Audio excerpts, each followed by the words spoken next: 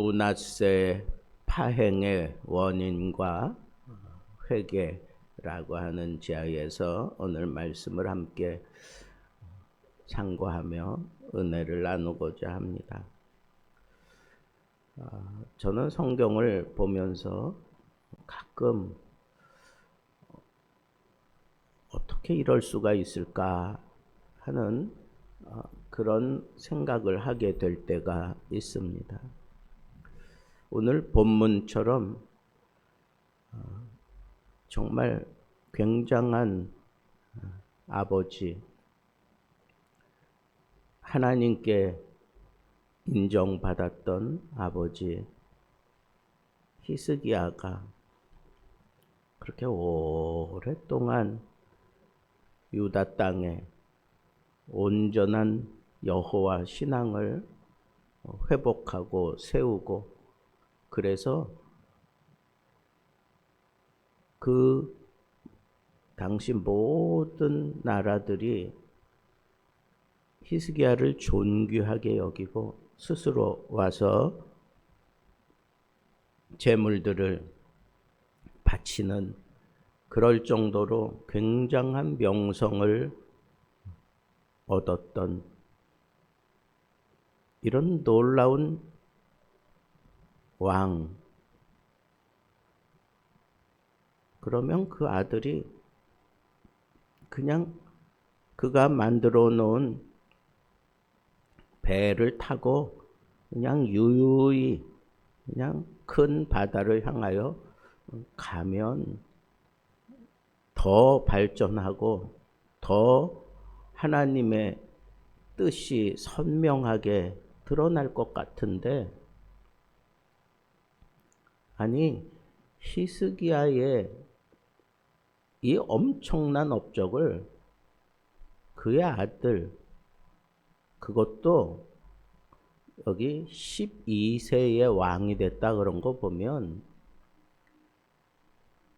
히스기야가 너 죽을 거야, 하나님 앞에 통곡하고 기도하고, 그래서 하나님이 다시 이사야 선지자를 돌려보내고 그에게 15년 동안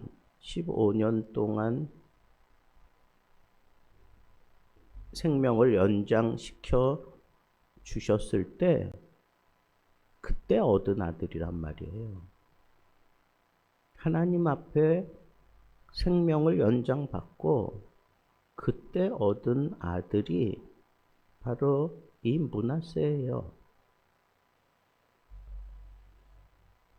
그러면 우리가 생각할 때에는 이 므낫세는 뭐 앞뒤 가리지 않고 아버지가 걸어간 그 길 그냥 아무 생각 없이 그냥 걸어가면 될 것 같은데, 여기 보면 아버지가 이루어놓은 그 모든 신앙적인 업적을 아주 철저하게 다 깨부십니다.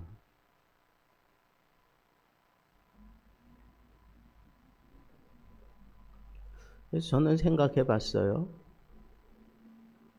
아버지에 대한 반항 심리인가?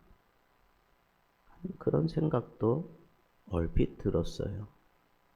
그런데 이 므낫세가 이렇게 파행으로 다른 그 내용, 그것은 자기 아버지 히스기야가 철저한 종교 개혁을 통해서 이 나라를 여호와 하나님을 섬기는 그런 나라로 다시 회복시키고, 그 결과로 하나님이 히스기야와 그 유대 땅에 놀라운 하나님의 복이 쏟아지게 만들어 놨던 것을 우리가 생각해 볼 때, 무엇보다도 이 종교적인 회복, 종교적인 그런 개혁, 이것이 히스기야의 첫 번째 업적인데, 보란 듯이 므낫세가 왕이 되어서 그 아버지가 세워놨던 모든 것들 다 깨부십니다. 그리고는 집안의 우상, 그리고 바깥에 세우는 우상, 심지어는 성전에까지 우상을 세워요. 그리고 파행을 저지르는 가운데 백성들을 꿰물어 그랬어요. 백성들을 혼란하게 만들었다는 거예요. 백성들로 하여금 너희들 이렇게 이제 살아야 돼. 그러면서 자기가 권세를 가지고 백성들에게 우상을 섬기도록 그렇게 흔들어 놨다는 거예요. 그리고 더 심각한 문제는 자기 손으로 만든 목상을 장식했다라고 하는 그런 표현들이 나오는 거 보면 이 므낫세는 이 우상에 아주 신미를 가지고 그냥 거기에 꽉 사로잡혀 있었던, 우상이 정말 좋은 거예요. 우상이 너무너무 좋아서 자기가 그 우상을 만들 정도로, 그렇게 만들어 가지고 장식할 정도로 그렇게 우상을 사랑하는 그런 모습으로 그가 완전히 파행을 저지르게 되는 겁니다. 여호와 전 마당에 1월 성신을 위하여 제단을 쌓기도 하고, 아주 유다에서는 절대로 일어나지 말아야 될 아들들을 불 가운데 지나가게 하는, 그리고 점치고 사술과 요술을 행하고 신접한 자와 박수를 신임했다 그랬어. 신임하여 여호와 보시기에 악을 많이 행하여 여호와의 진노를 일으키게 만들었다 그랬어요. 7절에는 자기가 만든 아로 새긴 목상을 하나님의 전에 세웠다 그래요. 자기가 만든 목상. 여러분, 이런 것들이 어떻게 보면 자기 아버지에 대한 아주 그냥 혐오가 있지 않고는 할 수 없는 그런 일을, 그것도 유다 땅에서 여호와의 나라라고 하는 그 유다 땅의 왕이 되어서 그가 이런 파행을 저지르는데, 이건 세상의 모든 열국, 하나님의 심판을 받았던 그 우상을 섬기는 나라들보다 더 극심한 우상을 섬기는 나라로 그냥 완전히 바꾸어 놓고 말았어요. 그 결과가 뭐예요? 하나님의 진노를 불러일으켰다 그랬어요. 그리고는 결정적으로 하나님이 돌아서라고 하는 그런 말씀을 했는데도 불구하고 10절에는 보니까 여호와께서 므낫세와 그의 백성에게 이르셨으나 그들이 듣지 아니하므로, 하나님이 분명히 말씀하셨다는 거예요. 돌아서라고. 근데 듣지 않았다는 거예요. 그래서 어쩔 수 없이 하나님께서는 아수르 왕의 군대 지휘관들이 쳐들어오게 하고 이 므낫세를 포로로 잡아가게 됩니다. 그리고 그가 거기서 환난을 당하게 되죠. 여러분, 이 환난을 당하니까 어느 성경에 보니까 그제서야 여호와께 자기가 잘못한 것을 깨닫고 간구했어요. 그리고 크게 겸손하여 그런 표현을 한 거 보니까 아주 완전히 그냥 납죽 엎드려진 거죠.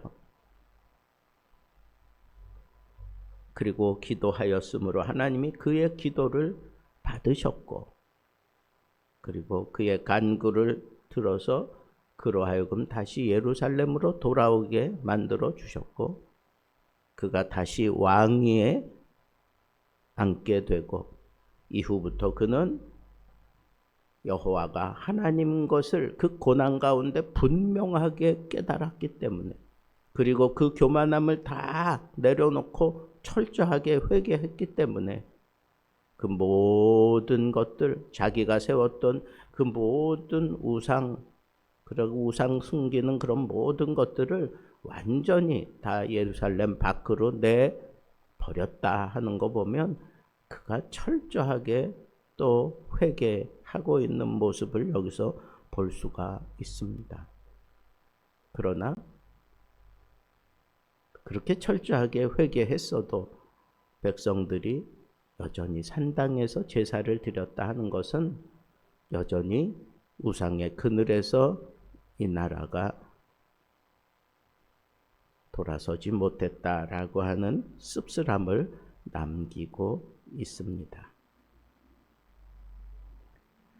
18절에 보면 므낫세와 남은 사적과 그가 하나님께 한 기도와 선견자가 이스라엘 하나님 여호와의 이름으로 권한 말씀은, 여호와의 이름으로 권한 말씀, 이 선견자가 이 므낫세에게 이러니 저러니 분명하게 그렇게 역사하고 있는 그런 모습을 거기 기록하고 있습니다.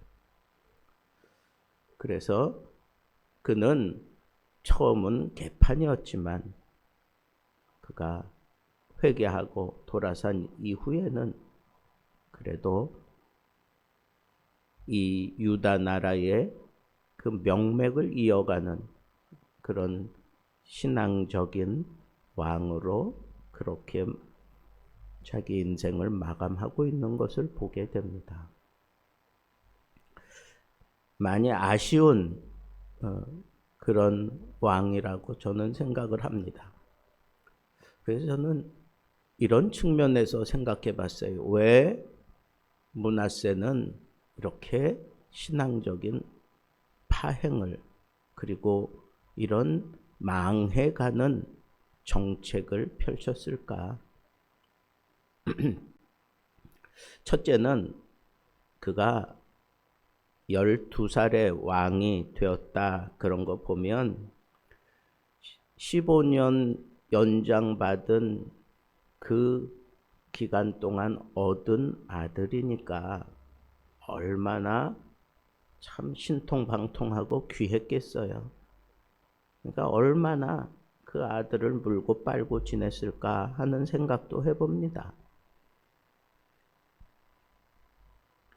어릴 때 왕위에 오르면서 올바른 신앙 교육과 그리고 지도력을 제대로 확립하지 못한 것이 이렇게 파행을 저지르는 첫 번째 원인이 분명하다 하는 생각이 들어요. 왕이 너무 일찍 되는 거 참 위험한 거다 하는 생각이 들었습니다. 아주 하나님의 말씀으로 여호야다처럼 그렇게 딱 곁에서 말씀으로 함께 해주는 그런 말씀에 동역자가 함께 있으면 괜찮지만 그렇지 않고 그냥 자기 혼자 모든 것을 처리해 가야 되는 그런 왕의 직분에 어린 나이에 왕이 되면 참 심각한 일들이 많이 벌어질 수밖에 없는 아주 연약한 그릇과 같겠구나 하는 생각을 해보고, 그가 히스기야가 이 종교적인 개혁을 일으키며 이 나라를 온전히 변화시켜가는 그때에는 존재하지 않았어요. 그냥 모든 열국으로부터 이렇게 존대함을 받으며 풍성함을 누리는, 그때 태어나서 그때 왕이 되었던 어린 아들이 바로 므낫세였기 때문에 자기 아버지의 이 신앙 개혁의 위대함을 그는 그냥 말로만 들었을런지도 모르겠습니다. 두 번째는 왜 이렇게 파행을 저지를 수밖에 없었을까? 제가 볼 때는 그 당시 유다 나라는 하나님께 돌아서서 철저하게 하나님의 통로를 통해서 복을 받았던 그런 특별한 나라였잖아요. 히스기야 때에는. 그런데 히스기야가 죽고 나니까 그 유다 나라가 완전히 삥 둘러있는 열국에 그냥 노출되어 버린 거예요. 모든 그런 문화를 그냥 막 가리지 않고 다 그냥 받아들인 거예요. 거기에 그냥 어린 나이에 노출되어 가지고 그냥 이렇게 파행을 저지를 수밖에 없었겠다. 여러분, 문화가 얼마나 아주 굉장한 힘을 발휘하는지 우리 잘 알잖아요. 우리나라가 뭐 땅덩어리가 큽니까? 아니면 우리나라가 뭐 굉장한 어떤 무슨 무기를 가지고 있습니까? 우리나라가 뭐 굉장한 어떤 특별함을 가지고 있습니까? 없어요. 근데 세계가 지금 한국을 주목하고 있는 이유가 뭐예요? 세계의 젊은이들이 한국의 K-팝에 미치고 가지고 뭐 한국에 뭐 오고 싶어 가지고 한글을 배우느라고 뭐 지금 열풍이 불어닥치고 있고, 왜 그럴까요? 이게 문화의 힘이에요. 문화의 힘입니다. 그래서 드라마를 보고, 한국의 드라마를 보고 한글을 터득할 정도로 사람들이 거기에 푹 빠지는 요즘의 세태를 보면서, 아, 므낫세도 이런 이방의 풍습이 막 밀려 들어오는, 덮쳐오는 그 공격을 받고 그냥 거기에 노출될 수밖에 없었겠구나 하는 생각을 가질 수밖에 없는 거예요. 유다 나라는 모든 것이 다 신앙적인 것에서부터 모든 생각을 그렇게 정립하고 대처해가는 그런 나라인 반면, 둘러싸여 있는 모든 나라들은 뭐 굉장하게 올라서고 그렇게 자유분방하게 문화들을 그렇게 키워오는 나라들이었기 때문에 그 문화가 이 유대 땅을 점령했다고 저는 생각을 합니다. 그러니까 이 므낫세가 이 우상에 푹 빠졌잖아요. 이게 우상에 푹 빠지지 않고는 이런 일을 저지를 수가 없어요. 자기가 만든 목상 그런 거 보면 그냥 이 사람은 그 목상을 만들어 가지고 그냥 늘 몸에 지니고 다녔던 그런 드라빔 같은 거 만들어서 가지고 다니고, 자기가 만든 목상을 또 여호와의 전에 갖다 세워놓고, 이따위 파행을 저지를 수밖에 없었던 것은 문화에, 세상 문화에 완전히 정복당했다고 밖에는 설명할 길이 없습니다. 사도 바울이 로마서에서 너희는 이 세상의 유행 문화를 따르지 말으라고 분명하게 얘기한 것은 이런 것들을 분명히 꿰뚫고 있었기 때문입니다. 바알, 아세라, 하늘의 별, 점술, 주술, 신접한 자, 박수, 그리고 자녀들을 불 속에 지나가게 하는 그런 몰렉 제사, 뭐 이런 것들을 그가 거침없이 막 자행하는 것은 그런 나라들이 그에게 아주 크게 부각되어 다가왔기 때문에 이 우상들을 그렇게 따를 수밖에 없었던 것입니다. 또 한편으로는 이런 생각도 해봤어요. 히스기야가 이 개혁을 일으킨 게 아주 철저하게 개혁을 일으켰잖아요. 산당을 철폐하고 심지어는 모세가 만든 놋뱀을, 그 놋뱀을 보면 불뱀에 물렸던 사람들이 다 살아났다고 해서 그 놋뱀을 그렇게 여지까지 가지고 있었는데 그것까지 그냥 부숴버릴 정도로 여호와 신앙을 아주 철저하게 그렇게 지키고 백성들에게 요구했던 그런 것들에 대해서 오히려 반감을 갖지 않았을까 하는 생각을 해보는 거예요. 아버지가 너무 큰 영웅이니까 그에 대한 반감이 자연스럽게 이루어지지 않았을까. 그 아버지의 그늘에서 벗어나려고 나는 아버지보다 더 위대한 사람이다 하는 것을 또 역으로 보여주고 싶어서 그런 일을 저지를 수도 있겠다 하는 그런 생각이 들게 되는 겁니다. 무엇보다도 이 므낫세의 파행 그 원인 가운데 두드러진 것은 하나님의 말씀을 무시했다는 거예요. 하나님이 일러주신 그 말씀을 전면으로 무시하고 듣지 않았어요. 그래서 여호와의 진노가 일어나고 결국은 그가 이렇게 포로로 잡혀가게 되는 것을 보게 됩니다.